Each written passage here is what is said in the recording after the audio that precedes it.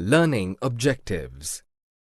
After completing this module, learners will be able to explain the importance of dates, explain the method of periodization, discuss how administration produces records, describe the importance of surveys. Basis and need of division. Different countries use different ways to pick up dates which are important in history. It could be the birth date of a king, or it could be a date when he started ruling, so it is up to our historians. Now we select the dates where many events occur collectively. In the book, The History of British India, James Mill suggested a way to periodize.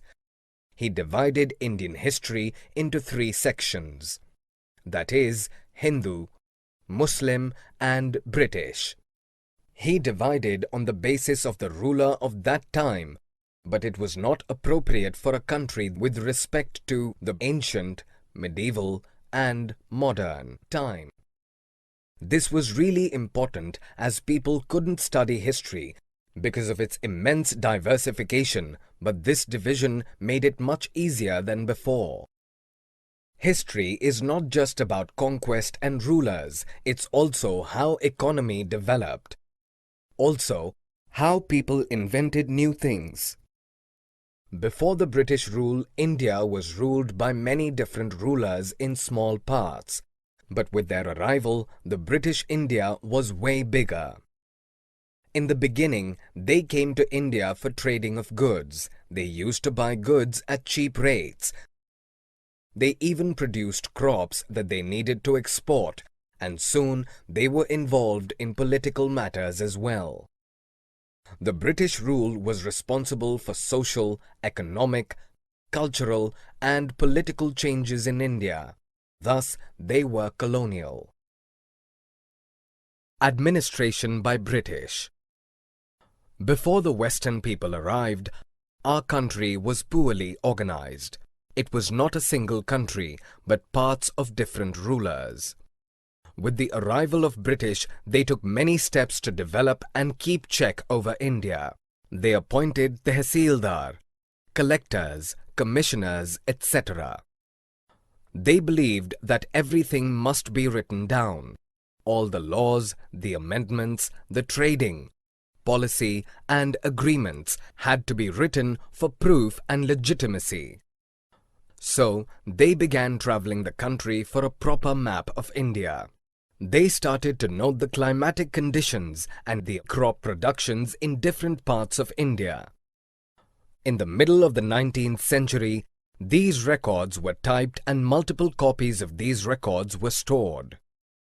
Then, later they started conducting census in each province for counting the number of people living there. They wanted to information about the topography, the types of soil, the flora and fauna in India.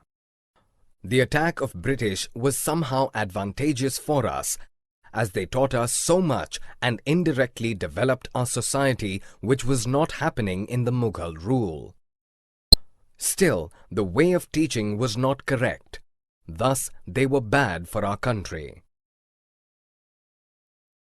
History. Still not accurate. All the historical events were written by officials, which means that it does not involve the feeling and perspectives of the poor tribal and peasants. It is possible that it is biased. In the Mughal Empire, the books written were only in praise of the ruler, as if they wrote against the ruler, they might get killed for this reason. Some sources for better history include novels, newspapers, diaries, and pilgrims. Many forts were built in India. They give knowledge about the construction techniques used at that time. So our history as we read today does not include how the poor must have felt.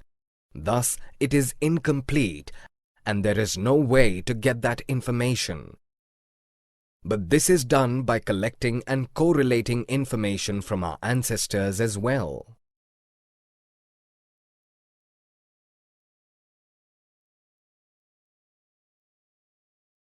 Summary. Let us summarize what we have learned. Selection of date depends on the story of past. James Mill divided the Indian history into 3 periods: Hindu, Muslim and British.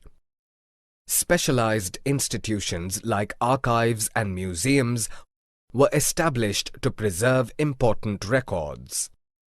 Surveys like botanical, zoological, archaeological, anthropological and forest surveys were in the list of British administration.